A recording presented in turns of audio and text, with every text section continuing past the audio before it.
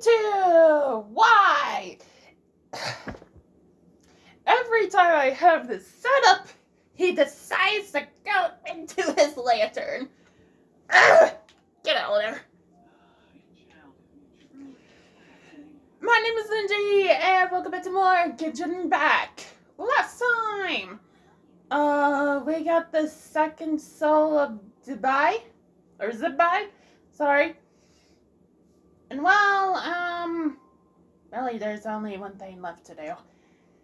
Check on Zhongli and make sure he has gotten the third soul before we go to Lantern Rite.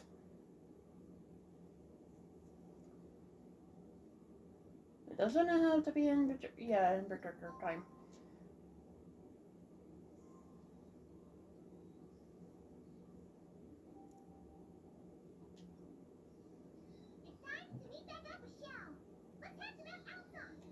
Now what?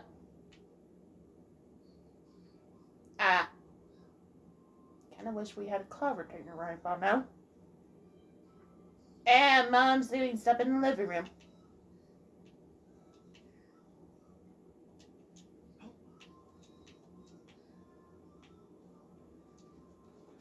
So yeah, Rich pushed up in the middle.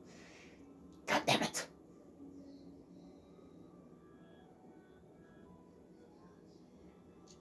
You know what? Hey! At least I land in shallow water.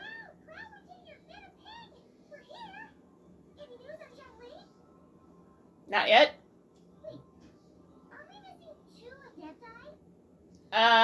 Cloud Retainer, what have you done? Shenyun banned Mountain Shaper from Mount Outsong for 3 days. Ah. Oh, then what about Mooncarver?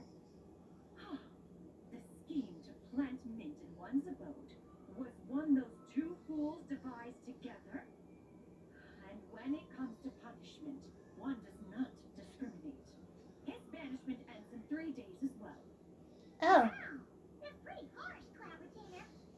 You could have at least done 24 hours. Let's get down to business. We have news of Rex Lapis. Isn't that? Yes, Rex Lapis' geokiller. It descended from on high this morning. He must have sent it for a reason, but it does not respond to our touch. So, what does he mean? Is he in trouble? Not necessarily. Or lost. It could be a message only a specific person is meant to receive. Oh, moi. You alone spoke to Rex Lapis before he left. Oh, so he must be for the traveler. Duh. Give it a try.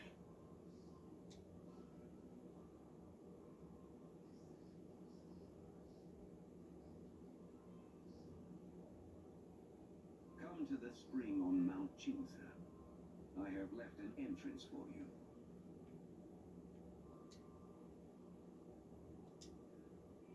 Well, The spring. just as one surmised, it seems that Rex Lapis will not countenance our involvement in this matter. That would not surprise me in the slightest. He's always had a soft spot for the traveler, after all. But be that as it may, we have served Rex Lapis for millennia now. In other words, I'm sure this has nothing to do with favoritism. He's probably just trying to protect us. That's right.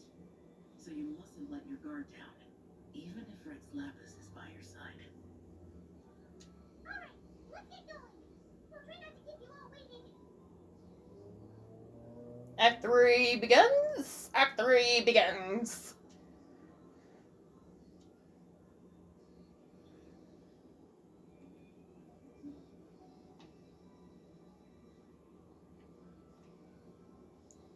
Oh. I do not think so, no scared, not this time. Ha ha.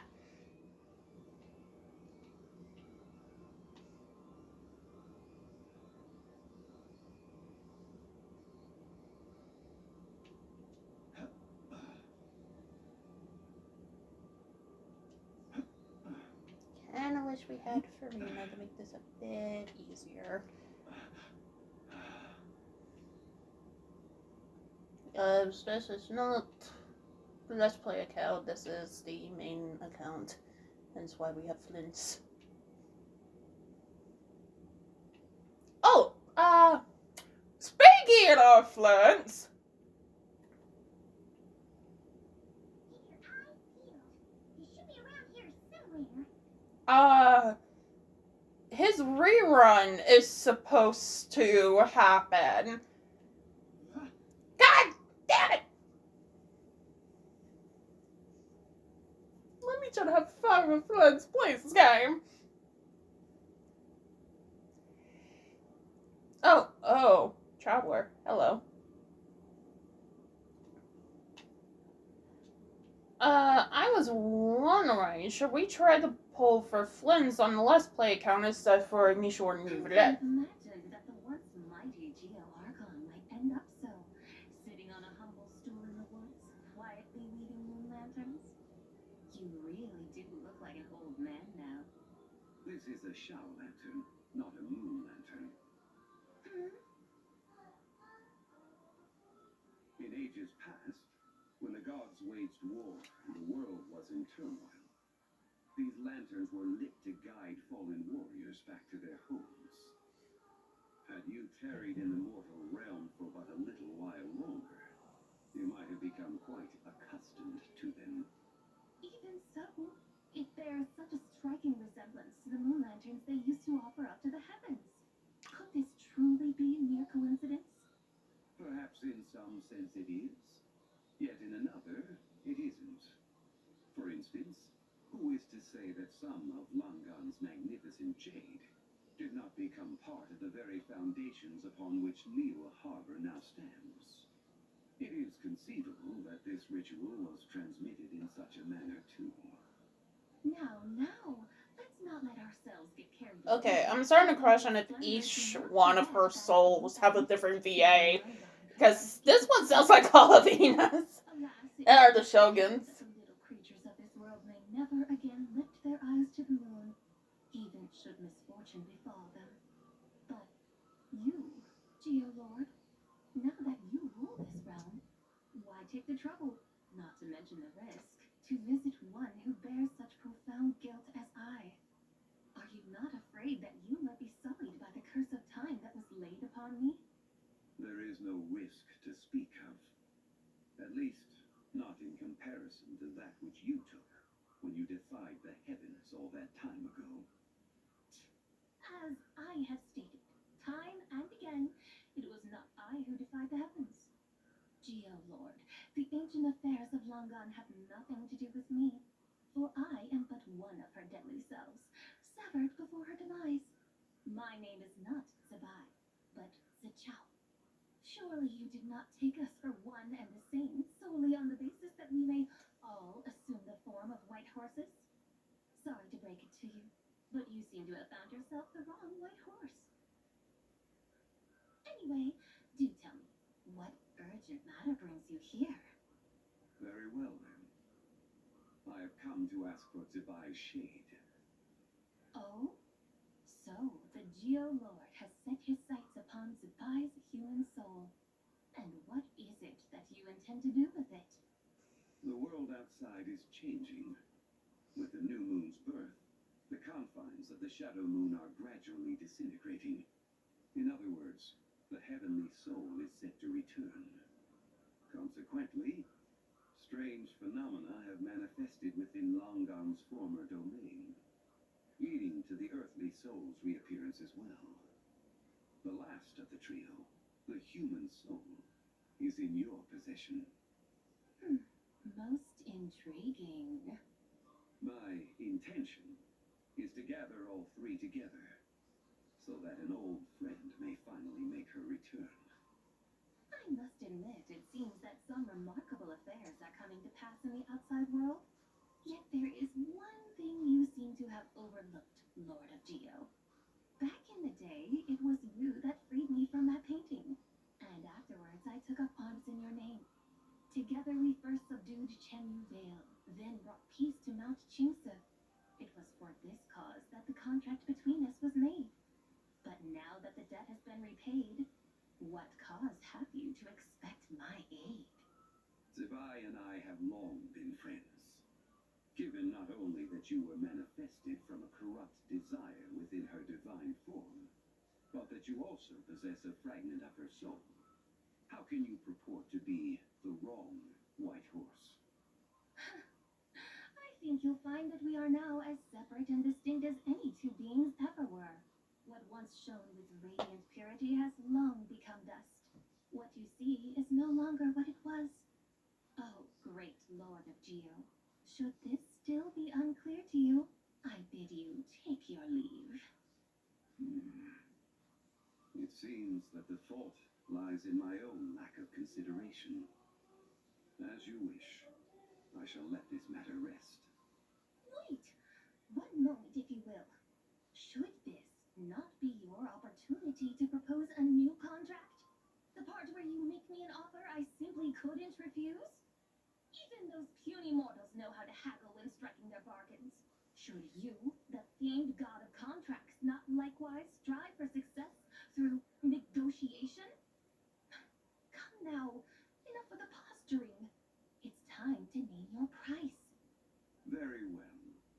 I had, in truth, prepared a new contract for your consideration. I knew you would not come before me unprepared. Yet, you should know that I want for nothing, for I live in the mountains, carefree and untroubled. Occasionally, I even find sport in teasing the mortals who stumble into my presence. Then why persist in telling them those ancient stories? I speak of what transpired before the sky collapsed and the earth sank into itself. That is merely my Is he way of talking passing about time. Condria? And what of it? Would any believe, much less remember, the ramblings of a mountain hermit? Those tales have long since spread throughout the mortal realm. Oh, No. If my words prove insufficient, I invite you to see the world for yourself. To this end, I have found you a pair of trusty guides. The lantern rite is presently underway in Lima, and should prove quite intriguing for you. so this, then, is the contract you have prepared for me? Indeed it is. Think of it as a contract for a one-day festive excursion. Surely you do not hope to offer this in exchange for Tsubai's shade. The foundation of my very existence for a little excursion seems a little steep, wouldn't you say? Why not see for yourself? You can always decide afterwards. The final determination, of course, shall rest with you. Is that so? Then perhaps this deal might not be entirely off the table after all. Where then are these guides of which you speak? Hey, it's Zhongli! Oh, we've been looking for you everywhere. We thought you might have gone missing. You're here. So these are my guides. Well, well. They certainly look the part, I'll give you that. Guys, Zhongli, did you open your big mouth before opening? Whatever the correct term is, before checking in with us. so missing you? Just what have you gotten us into, Zhongli? The situation is not quite as dire as that would sound. I ask only that you accompany my adeptus friend on a tour of Lima. I would suspect that depends on how well you entertain me. Entertain you? Let us start with this Liyue harbor of which I have heard so much. Nowhere is quite so fascinating as a place teeming with little mortals. How come this adeptus sounds so different from what I might imagined? Okay, we'll take care of it. Get ready to find out why they call Paimon the best travel guide in all of Tibet.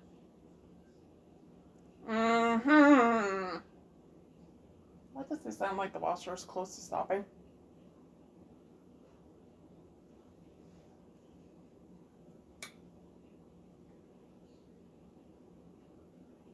Look, it arrived at Liyue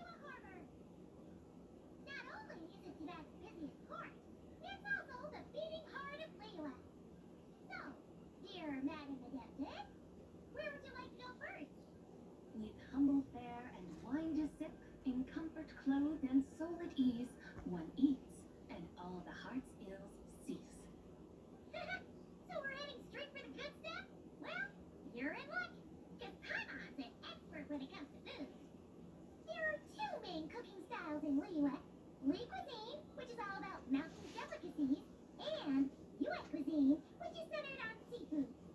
The most famous restaurants are Li Pavilion and Shinyue Kiosk. Oh, now Paimon's starting to drool. Yes, sir. Only option is to go try them both. 2 meals back to back. Both sound like excellent options to me. Are these the kind of establishments that most people might visit on a regular basis? Not exactly. Both Li cuisine and Yue cuisine are known for their pricey ingredients. Definitely not what you call the budget options. But don't you worry about that. Just think of it as Zhongli's little treat. Come on, aren't you supposed to be pals with Fu Tao? I'm sure we can afford to spend a little more of her mora at least. Hey, all Paimon wants is to provide our dentist with the best possible experience here. Don't you want that too? Both certainly sound like worthy choices. Just now, though, I happen to see a porter pass this way. Where might individuals like him go to eat? A hungry porter, huh? Paimon knows just the place. Yep. Nothing fancy there. Just tasty dishes made with simple ingredients in a variety of different styles. Most importantly, it's great value for money too. No wonder everyone loves it, huh? Oh, and the owner happens to be a good friend of ours too. One mean restaurant. Yes, even the name itself feels lively and down to earth. All right, let's make it our first stop. Yippee! That's a great choice too. Alrighty, let's head over there right away. Paimon can't wait to dig in. One mean restaurant, here we come. Ah! Paimon, why do you gotta be so loud? Oh, okay, so we gotta go to Wanjin restaurant? One, the washer sounds like close to finishing up, and two, how much time's on this video? Because they've been yapping a lot. 18 minutes. So do I roll the dice and pray they can finish yapping before the washer gets done? Or cut in between yapping and help Mom put up clothes? I'm not taking that risk. I'm sorry. There's some risks I like to take, but with the amount of laundry that's in that washing machine, no. Next time I get Jenny back. I can keep up. I wanted to say might be the finale, but I said that last time. So, guarantee, no matter how long it takes, will be the finale. See you guys then.